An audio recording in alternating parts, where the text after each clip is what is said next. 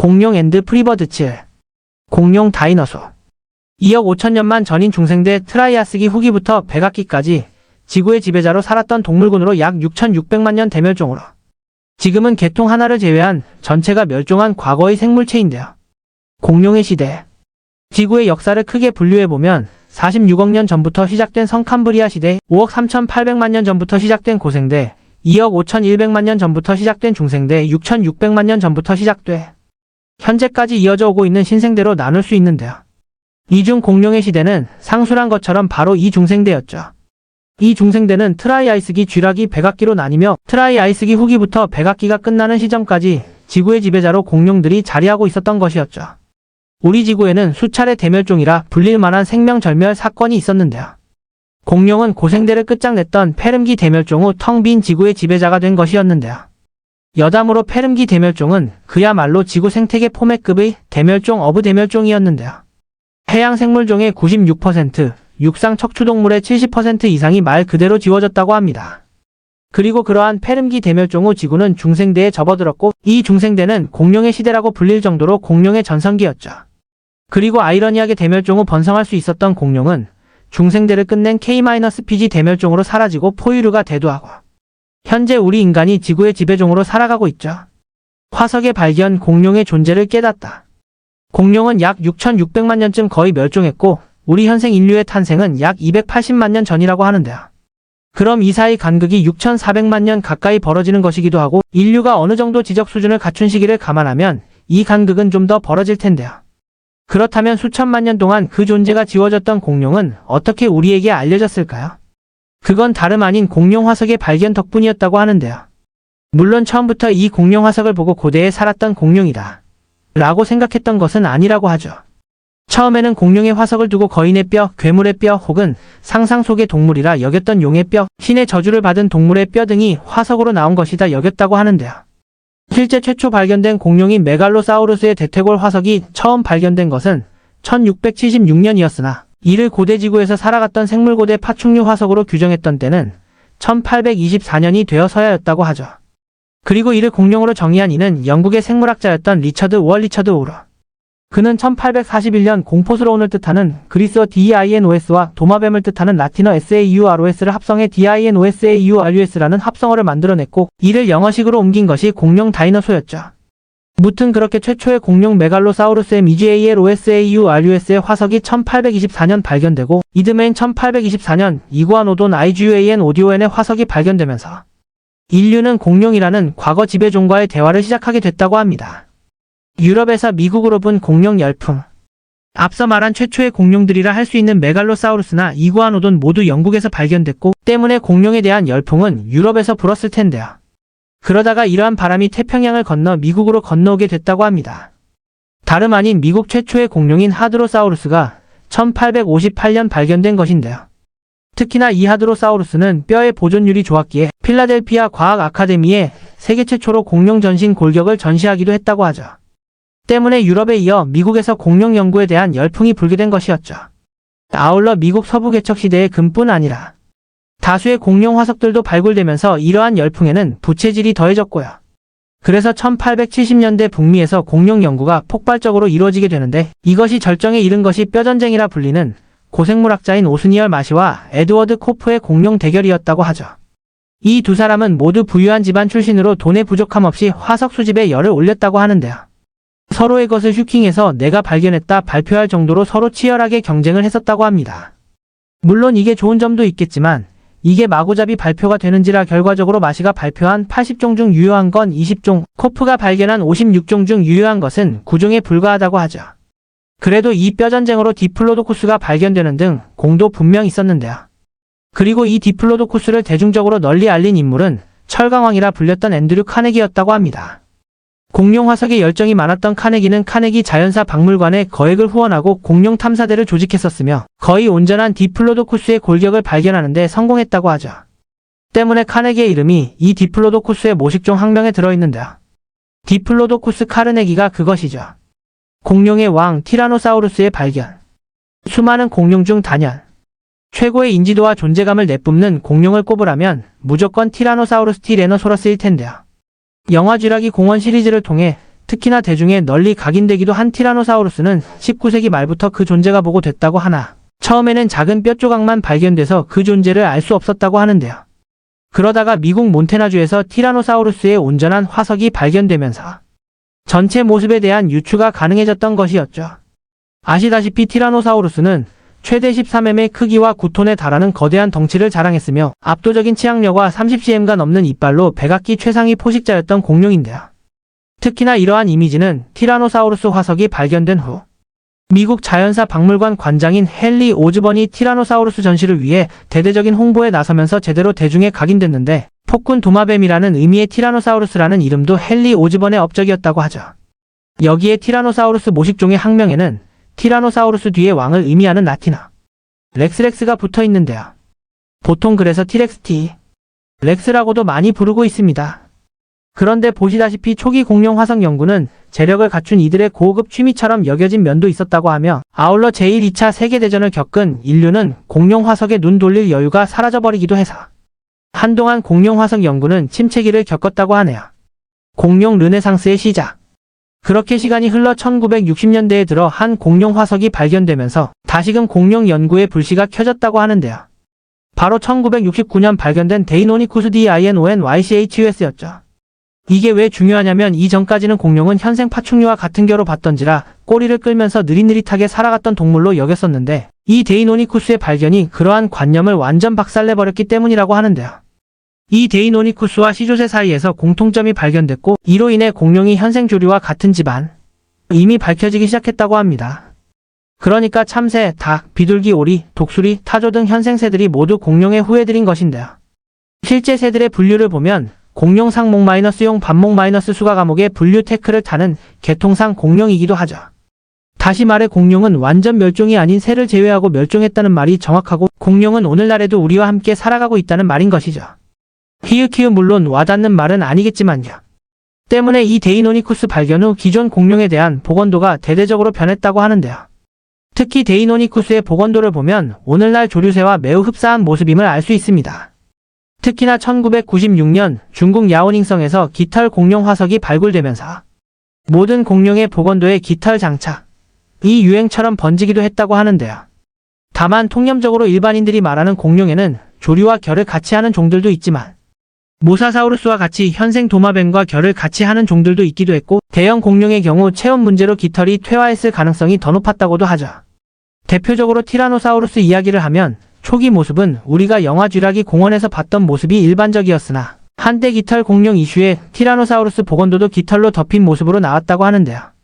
다만 이 역시도 연구로 재차 파기돼 현재는 티라노사우루스에게는 깃털이 없거나 있어도 약간 일정 부위에만 있었을 것으로 바뀌었다고 하죠.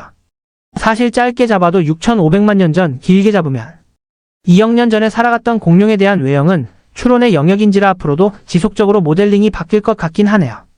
아울러 공룡하면 역시 영화 쥐라기 공원 시리즈에서 나온 것처럼 포효하는 울음소리를 냈을 것이라 생각하는데요.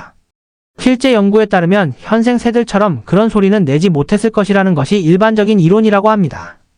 공룡 복원 치키노사우루스. 현재 일부 학자들은 현생 조류의 유전자 속에 잠들어 있는 고대 공룡의 DNA를 깨어내 복원을 시도하는 연구를 하고 있다고 하는데요. 그리고 그것을 공룡과 가장 유사하다는 닭을 이용해서 치키노사우루스 프로젝트를 진행하고 있다고 하죠. 물론 현실적으로 이게 제대로 될지는 미지수지만 당장 공룡 DNA의 온전한 복원부터가 거의 불가능하다 하니 그래도 꽤나 흥미롭고 관심하는 프로젝트인 것 같긴 하네요. 히읗 공룡을 복원할 수 있는가? 엔드나무 위키 쥐라기 공원 때문에 나오게 된 이야기인데 단도직입적으로 말하면 영화에 나온 방법으로 공룡을 복원하는 것은 이론상으로나 현실적으로나 사실상 불가능하다. DNA의 반감기가 521년이기 때문인데 쉽게 말하자면 521년 정도마다 DNA의 성분은 50% 정도씩 손상되다가 680만 년이 지나면 완전히 분해된다. 당연히 6600만 년 전에 공룡 DNA는 발견될 수가 없다. 애초에 DNA를 추출하는 데 성공했다고 해서 복원이 쉽게 진행될 수 있는 것도 절대로 아니다. 워낙에 먼 과거 지구 환경에서 살았던 생물이라 수천만 년간 너무나 변해버린 지구에 적응하지 못할 가능성이 대단히 높으며 복원이 성공하더라도 새로 태어날 새끼들을 기를 부모가 없는 상황에서 사실상 인간이 관리해야만 하기에 제대로 살아갈 수 없을 것이다. 적어도 환경 적응 부분에선 비슷하게 복원 논란이 있는 털메머드와는 경우가 완전히 다른데, 털메머드는 기원전 5000년, 일부 지역에서는 기원전 1700-1500년경까지 살아있었다. 고대 이집트에서 쿠프의 대피라미드가 만들어지고 1000년 뒤에도 털메머드는 남아있었다. 역사학적으로는 이것도 아득하기 짝이 없는 상고시대이긴 하지만, 지질학 고생물학적으로는 극히 얼마 안 된 순간의 시점으로 인간과 동시대의 생물이다. 반면 최소 6600만 년 전의 비조류 공룡들은 이보다 훨씬 더 오래된 동물들이며 이들의 현대 환경 적응에도 아래와 같은 문제점들이 산적해 있다. 우선 공룡이 살았던 중생대의 기온은 지금보다 연평균 기온이 더 높고 습했으며 지금처럼 대기 오염이나 환경 오염이 문제가 심각하지도 않았던 때였다. 지금 같이 상대적으로 기온이 낮고 대기 등이 오염된 환경에서는 설령 공룡이 부활하였다 해도 부적응 탓에 생존하기가 영 어렵다. 그러니 공룡을 복원하려면 더운 지역에서 하거나 인위적이고 깨끗한 장소와 환경부터 만들어 주어야 한다. 그뿐 아니라 공기의 질도 중생대 때와 현재는 많이 다르다. 중생대 시절엔 산소 농도가 현재보다 전체적으로 더 낮고 반대로 이산화탄소의 비중이 현대보다 더 높았다. 그러므로 그 시절의 공기도 제공해야 한다. 또 초식 공룡들이 먹었던 식물도 지금과 달랐다. 초식 동물이니 아무 식물이나 먹으면 되지 않겠느냐 생각할 수도 있으나 천만의 말씀이다. 식물도 엄연히 생물이니만큼 번식을 해야 하는데 움직이지 못하는 식물의 번식 방법은 상위 포식자 대부분에게 먹히면서 자신의 씨를 삼키도록 유도한 다음에 나중에 자신을 섭취한 상위 포식자가 이 씨를 다른 지역에서 배설해 내므로써 다른 지역에서 새로 이 씨를 뿌려 번식하는 방식을 취한다. 그러나 이를 수행하지 못하는 벌레나 생쥐 따위가 갉아먹기만 하면 번식도 못하고 말라 죽는다. 그래서 이런 상황을 방지하기 위해 식물은 번식에 도움이 되지 않는 포식자를 쫓아낼 수 있으면서 번식에 도움이 되는 포식자들에게는 해가 되지 않는 독을 품는 방향으로 진화했다. 당장 고추의 캡사이신도 포유류와는 달리 조류에게는 통하지 않는 덕분에 조류에 의해 번성할 수 있었다. 현재 인류가 식용하는 채소들 중에서 처음부터 인류에게 알맞게 진화한 채소류는 거의 없고 대부분은 원래 인류에게 적대적인 독소를 품고 있었는데 품종 개량을 통해 없애버렸거나 조리를 하면서 파괴시키거나 혹은 인류에게 미미한 효과만 유발하는 정도라 무시하고 먹을 수 있는 경우가 대부분이다. 이렇게 현용 식물들은 새를 제외한 공룡이 멸종한 뒤로 세상에 더 이상 존재하지 않는 공룡을 위한 방향으로 진화할 필요성이 사라진 데다가 그 대신 생겨난 다른 포식자들을 위한 방향으로 진화해왔기 때문에 공룡이 섭취할 수 없는 방향으로 진화했을 가능성이 있다. 당장 현 세대 초식 동물들인 말, 소도 절대 아무 풀이나 먹어선 안 되기에 아예 풀어놓거나 전용 건초를 따로 준비해줘야 하며 부정된 가설이지만 초식 공룡이 알칼로이드와 같은 새롭게 나타난 식물들의 성분을 소화하지 못해서 멸종했다는 가설까지 제기되었던 판국에 이미 수천만 년간 유전자가 중생대 시절과 다르게 변질된 현 세대 식물을 공룡에게 먹이려는 건 리스크가 크다. 설령 이런 식물을 먹어서 운 좋게 탈이 안 났다고 해도 공룡에게는 많이 필요하지만 그 식물에는 함유되어 있지 않은 특정 영양소 때문에 영양의 불균형으로 영양 결핍에 걸리면 그것도 문제가 매우 크다. 그러므로 공룡을 복원하려면 먹이가 될 중생대 시절 식물도 복원해야 한다는 결론이 나오는데 당연하지만 공룡 하나도 복원이 힘든 판의 식물군까지 복원하려면 갈 길이 너무 요원하다. 현대의 은행나무, 소철 등만이 중생대의 특성을 유지하고 있긴 하지만 초식 공룡이 먹어대는 양만큼의 식물들을 조달하는 것도 매우 무모하고 힘든 일이다. 게다가 이들 잔존식물 또한 진화했기에 현대의 식물들이 중생대의 식물을 접해온 공룡들에게 어떤 거부 반응을 일으킬지도 불확실하다. 마지막으로 초식 공룡이든 육식 공룡이든 먹었으면 소화를 해야 한다. 모든 동물의 내장 안에는 소화를 돕기 위한 균들이 있으므로 균 문제도 해결해야 한다. 현존하는 공룡인 조류의 몸속에 있는 균과 중생대, 수각류의 균도 세월이 너무 흘렀던지라 결과를 장담할 수는 없을 것이다. 공룡에게 먹일 수 있는 사료를 개발하면 되지만 개, 고양이처럼 널린 동물이 아닌 극소수만 존재하는 공룡만을 위해 사료를 개발하는 것에도 큰 비용과 기술, 그리고 시간이 요구될 것이다. 공룡이 대중화되어서 사료도 대량 생산한다면 몰라도 새들에게 흔히 주는 새모이 같은 건 당연히 안 될 것이다. 여기까지 나열한 모든 것을 한마디로 정리한다면 결과적으로 복원이 불가능할 뿐만 아니라 만약 복원한다고 해도 중생대 시절의 환경을 제공해야 가능한 것이다.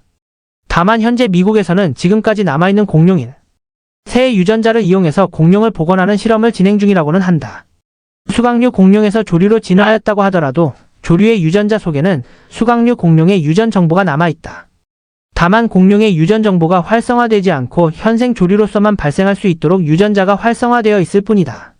만약 조류를 공룡으로 되돌리고 싶다면 현생 조류 유전자를 비활성화시키고 잠들어 있는 수각류 공룡의 유전자를 활성화시키면 된다.